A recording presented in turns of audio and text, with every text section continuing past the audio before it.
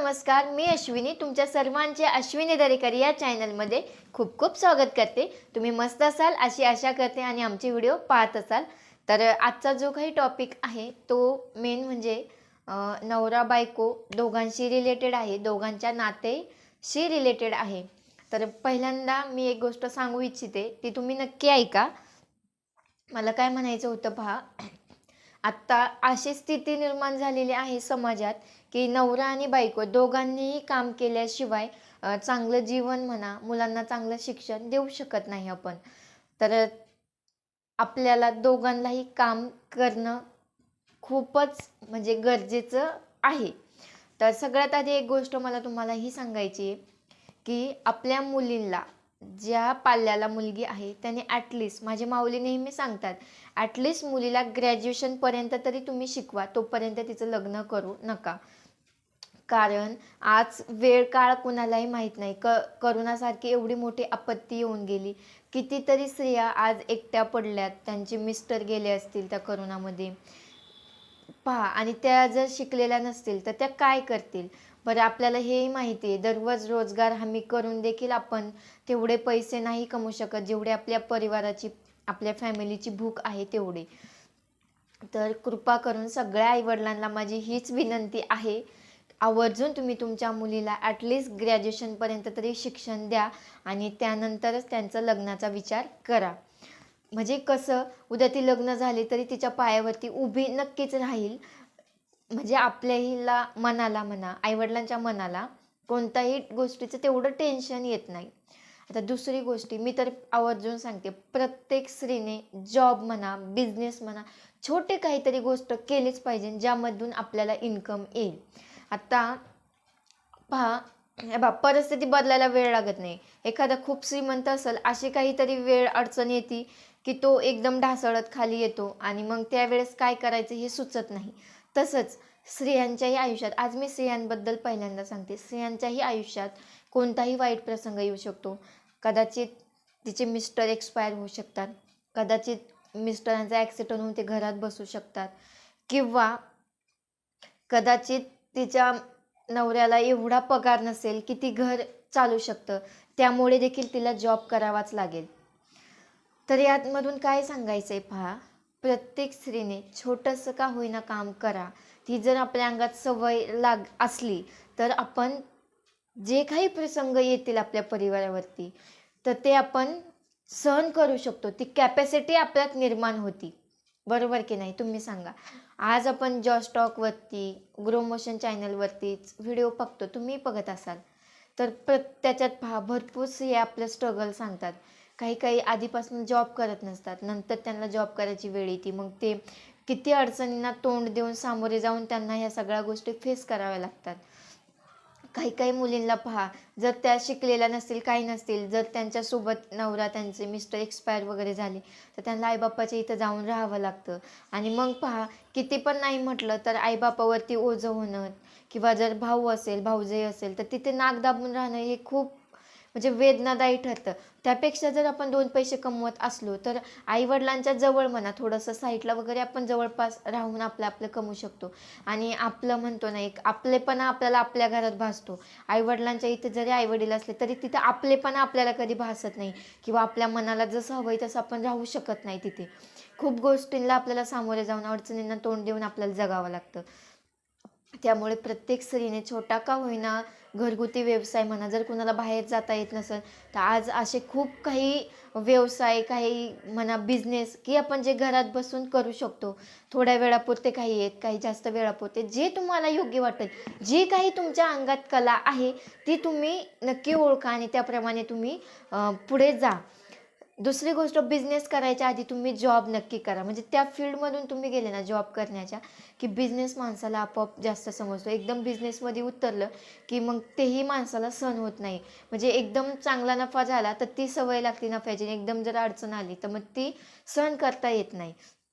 आता मेन मुद्दा आपला, की नवरा बायको दोघांनी जॉब करायला पाहिजे. आज सगळ्यांनाच माहिती आहे आणि बऱ्यापैकी आपण बघतो दोघं नवरा बायको जॉबला जातात. आता काही काही घरांमध्ये ही गोष्ट खरंच चांगली आहे, जर बायको जॉबला जात असेल तिथे नवरा बायको दोन्ही मिळून घरातले कामं म्हणा, बाकीच्या जबाबदाऱ्या सगळ्या सांभाळतात. पण काही लोक म्हणजे समाजात लोक एकाच प्रकारचे आपल्याला अजिबात नाही दिसत. तर कसं म्हणाल तुम्ही? पहा, काही स्त्रिया कमवतात तरी पण त्यांना घरात रिस्पेक्ट नाही किंवा त्यांना तेवढ्या जबाबदाऱ्या सांभाळाव्या लागतात, त्यांच्या जीवाला तेवढी सुख शांती नसते, बरोबर का नाही? काही महिला कमवतात तर त्यांच्या घरचेही तेवढे त्यांचे पुढे पुढे करतात. काही महिला कमवत नाही म्हणून त्यांना खूप कमी समजलं जातं, तिची व्हॅल्यू नसते घरात. हा सगळ्यात मोठा गैरसमज आहे. एक स्त्री जर घर सांभाळते तर ही खूप मोठी जबाबदारी आहे.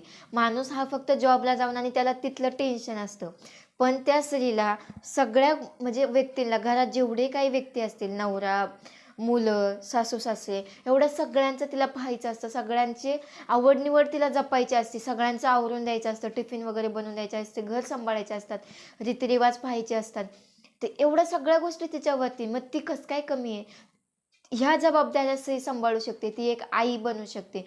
तिच्यात ज्या वेदना सहन करण्याची शक्ती ती माणसात नाहीये. जर असती तर माणूस पण मग प्रेग्नेंट राहू शकला असताच ना? नाही. ती लक्ष्मी माता आहे, ती माता आहे, लक्ष्मी त्या घरची, आणि तिच्या देवीने तेवढी शक्ती दिलेली आहे सहन करण्याची, आणि ती तिचा परिवार, तिच्या जबाबदाऱ्या खूप चांगल्या प्रकारे चालवते. पण काही समाजात आपल्याला अशाही स्त्रिया दिसतात की ज्या घर प्रपंच व्यवस्थित सांभाळत नाही. बाहेर लफडे करणे, म्हणजे नाही का, पैसे उधळणं, त्यांना एन्जॉय, लाईफमध्ये एन्जॉय हा पाहिजे असतो. म्हणजे आपल्याला सगळ्याच प्रकारचे लोक समाजात पाहायला मिळतात. तर हे ज्याच्या त्याच्या कर्मानुसार सगळे भोग भोगत असतो आपण, किंवा पाप पुण्य. काहींना पैशाचा गर्व असतो त्यामुळे त्या त्या धुंदीत असतात. कुणाला चेहऱ्यावरती वेगळीच धुंदी असते, नखरे करण्याची, मेकअप करणं, पैसे लुटणं, ह्या गोष्टी असतात. प्रत्येकाचं आयुष्य वेगळं असतं. पण जर खरंच एखादी स्त्री जर जॉबला जात असेल तर तुम्ही तिचा नक्की आदर करा. दोघांनी मिळून घरातले कामं करा. पहा, कोण किती कमवते ह्या गोष्टीपेक्षा दोघंही कमवतात, दोघंही प्रपंचाला हातभार लावतात, ही गोष्ट खूप महत्त्वाची. म्हणजे दोघांची इन्कम येते, त्यामधून आपण आपलं घर चांगल्या प्रकारे सांभाळू शकतो. त्या मुलांना वगैरे आपण चांगलं शिक्षण देऊ शकतो, पैसे सेव्हिंग करू शकतो, कुठेतरी इन्व्हेस्टमेंट करू शकतो.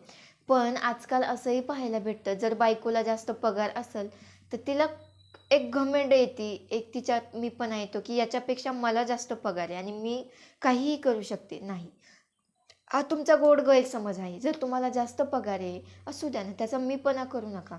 मग अजून एखाद्या गोष्टी तुमची चांगली घडेल, इन्व्हेस्टमेंट चांगली घडेल, एकमेकाच्या विचाराने गोष्टी करा. ना की एकामेकाला तुच्छ समजा की तो कमी पगार कमवतोय, मी जास्त पगार कमवते. मग एवढी घमेंड येते की त्यांना असं वाटतं आता काय आपल्याला नवऱ्याची गरज नाही, आपण तर एवढे पैसे कमवतोय, मग का आपण नवऱ्यावरती डिपेंड राहायचं? नाही, ही गोष्ट चुकीची. पहा, परिवार, नवरा बायको हे एका रथाची दोन सायकलीची चाकं असतात. एक चाक नसलं तर सायकल चालू शकत नाही. त्यामुळे दोन्ही चाकं बरोबरीने संसारात हवेत. त्याच्याशिवाय हा संसाराचा गाडा आपल्याच्याने लोटला जात नाही. आणि ज्या महिलांना एकटं जगावं लागतं, त्यांना एवढा संघर्ष करावा लागतो, त्यांना जाऊन विचारा, नवरा म्हणजे घरात असणं आवश्यक आहे की नाही? काही स्त्रिया म्हणतात, भलेही तो दारू पितो, पण तो आहे, त्यामुळे लोक आमच्याकडे वाईट नजरेने तरी नाही बघती.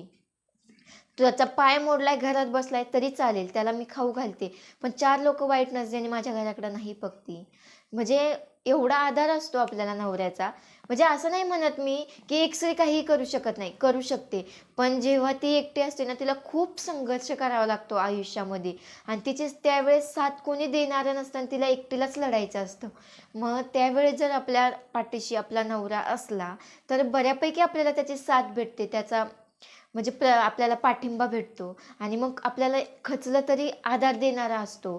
तसंच नवऱ्यालाही खचलं तर बायको आधार देणारी असती. भले ती काही करत नाही, पण ती एक शब्द जरी म्हटली ना, "अहो तुम्ही चला पुढे, मी आहेच तुमच्या मागं. तुम्ही का घाबरताय एवढे? मी आहे ना."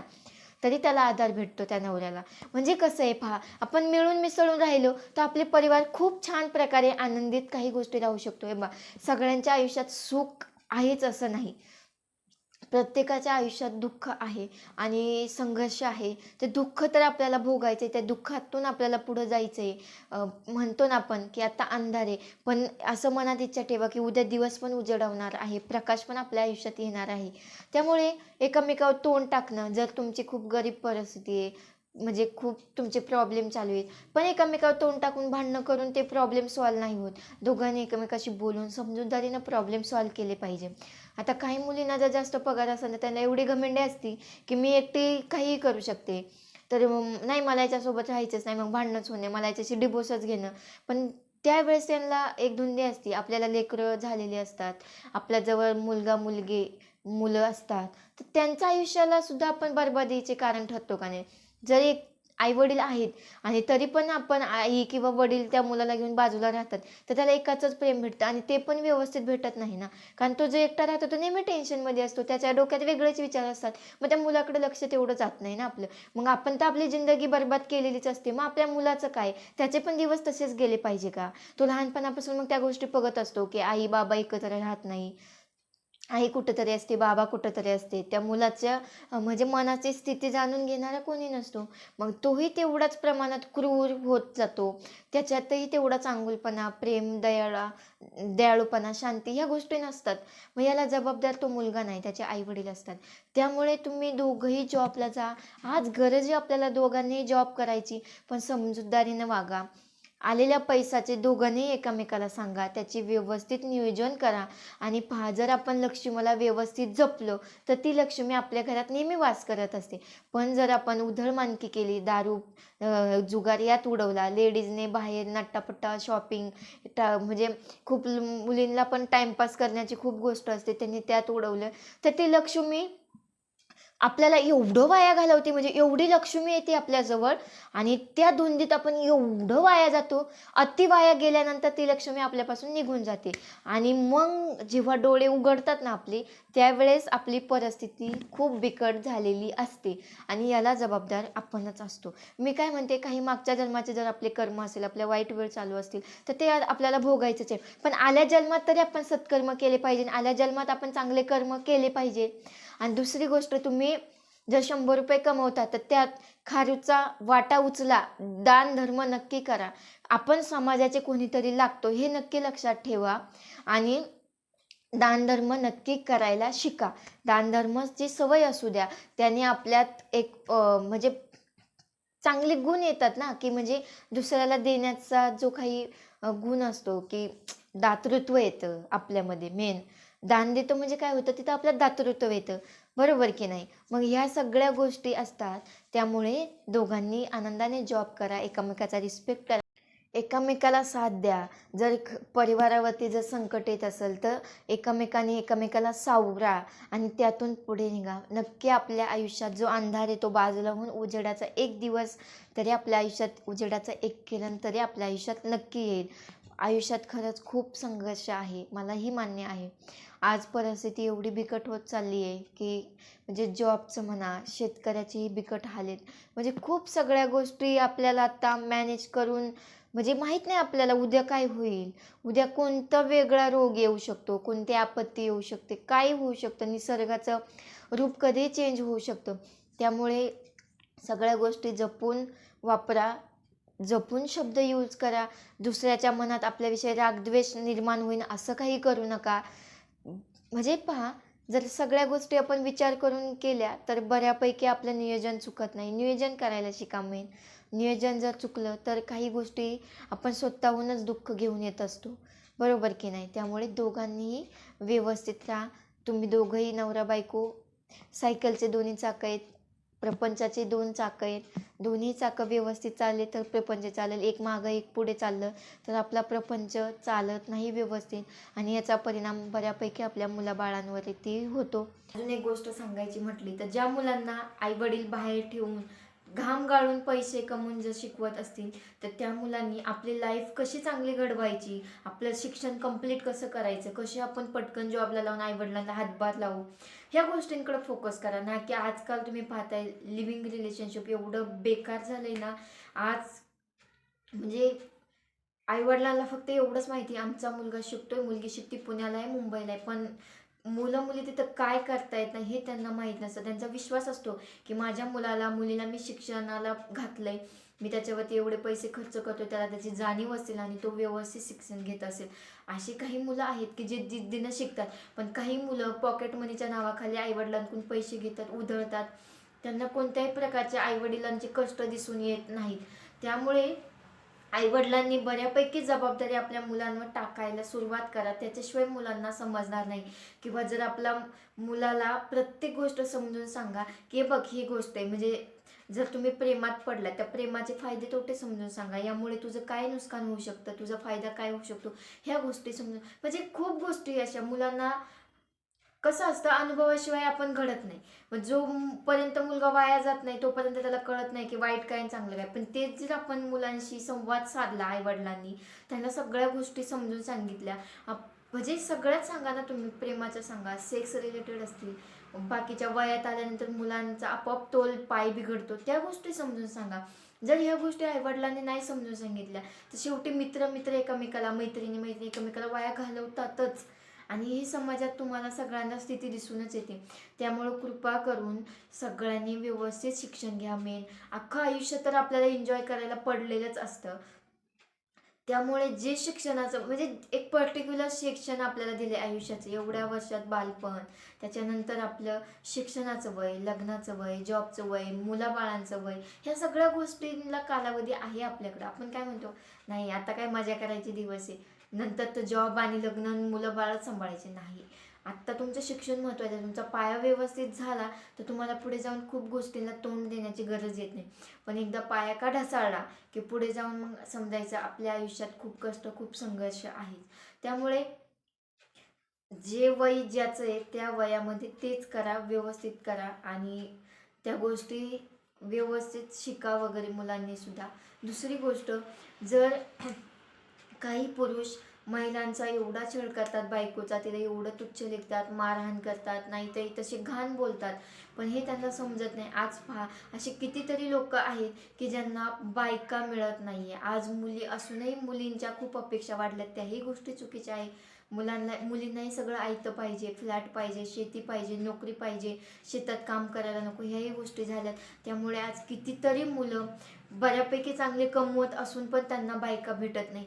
त्यामुळे ज्याच्याकडं बायको आहे त्याने तिचा रिस्पेक्ट करायला शिका, ना की मग तू राहिलीस नाही राहिलीस मारहाण, तिला काढून देणं, ह्याही गोष्टी नका करू तुम्ही. कारण इथे तुम्ही तुमचाच लॉस करून घेताय. आणि मेन म्हणजे जो मुलगा चांगला आहे, ज्याचं पहिलं लग्न नाही झालेलं, त्यालाच बायको नाही भेटत, तर तुम्हाला दुसऱ्यांदा बायको कशी भेटेल? किंवा मग त्या स्त्रीला जर मुलीच होत असेल तर मग तिचा छळ करणं, तिला मारहाण करणं, म्हणजे एवढं वाईट कृत्य करायला लागले ना आज समाजामध्ये की लोकांना समजतच नाही की आपण काय करतो आणि काय नाही करतो. त्याच्यामुळं कृपा करून जो पुरुष आपल्या बायकोला तुच्छ कमी लेखतो त्यांनी त्यांची विचारशैली बदला. प्रत्येकाने विचारशैली बदला, चांगले गुण आपल्यामध्ये घ्या आणि चांगल्या गुणांकडे पहा, चांगल्या मार्गाने जाण्याचा प्रयत्न करा. पहा, तुम्ही बऱ्यापैकी तुमच्यात सात्विकता येईल, तुमच्या चांगले गुण येईल, तुम्हाला चुकीचं काय बरोबर काय हे समजायला सुरुवात होईल. त्यामुळे एकामेकाचा आदर करा. आपल्यापेक्षा व्यक्ती छोटी असो किंवा मोठी असो, प्रत्येकाने आदर करायलाच हवा. पहा, काही लोक छोटे असतात मुलं, कधी कधी आपल्याला आईवडिलांना मुलांकडून काही गोष्टी शिकायला भेटतात, शिकतो की नाही आपण, तसंच काही गोष्टी मुलंही आपल्याकडून शिकत असतात. त्यामुळे ना आयुष्यात माणूस जोपर्यंत जिवंत आहे तोपर्यंत शिकतच राहतो. ज्ञान घेणं, शिकणं या गोष्टी कधीही कमी होत नाही. त्यामुळे एकमेकाचा खरंच रिस्पेक्ट करा, व्यवस्थित राहा, सगळ्या गोष्टी एकमेकाला सांगून करा, एकमेकांचे फ्रेंड बनून राहा. त्याच्यामुळे अजून आपल्याला सोपं होतं काही गोष्टी एकमेकाशी शेअर करणं, बोलणं. आणि मुलाबाळांवरती फ्रेंडप्रमाणेच राहा, तर त्यांनाही तुमच्याशी काही गोष्टींचा संवाद साधणं तेवढंच म्हणजे चांगलं होतं. पहा, प्रत्येक मुलगा असो किंवा मुलगी असो, ते त्याच्या मनातल्या ज्या काही गोष्टी असतात, ज्या गोष्टी त्या आईवडिलांना सांगू शकत नाही, त्या गोष्टी त्या मित्रमैत्रिणींशी शेअर करतात. मग जर आपणच त्यांचे मित्रमैत्रिणी बनून राहिलो तर त्यांच्या मनात काय चाललं हे आपल्याला समजते. आणि जर ते एखाद्या वाईट मार्गाला भरकटत असतील तर आपण तिथून त्यांना मागं आणू शकतो, त्यातून त्यांना बाहेर काढू शकतो, बरोबर की नाही? त्यामुळे पहा, सगळ्यांनी समजूतदारीने वागा. जो तो कालावधी ज्या त्या गोष्टीसाठी व्यवस्थित यूज करा. नवऱ्याने बायकोचा रिस्पेक्ट करा, बायकोने नवऱ्याचा रिस्पेक्ट करा. लक्ष्मी जी आहे, काही म्हणतो पैसा, तिचाही तुम्ही मान सन्मान करा, तिच्या म्हणजे अतिरेक करू नका तिचा. सगळ्या गोष्टी व्यवस्थित सांभाळल्या तर आपले सगळे प्रॉब्लेम, 50% प्रॉब्लेम तर आपले इथेच कमी होतील असं मला वाटतं. जर तुम्हाला हा माझा व्हिडिओ आवडला असेल तर व्हिडिओला लाईक करा, शेअर करा आणि कमेंट करून नक्की सांगा तुम्हाला हा व्हिडिओ आवडला का. आणि तसेच बेल आयकॉन देखील दाबायला विसरू नका. तर चला मग भेटूया अशा नवीन नेक्स्ट व्हिडिओमध्ये. तोपर्यंत बाय बाय.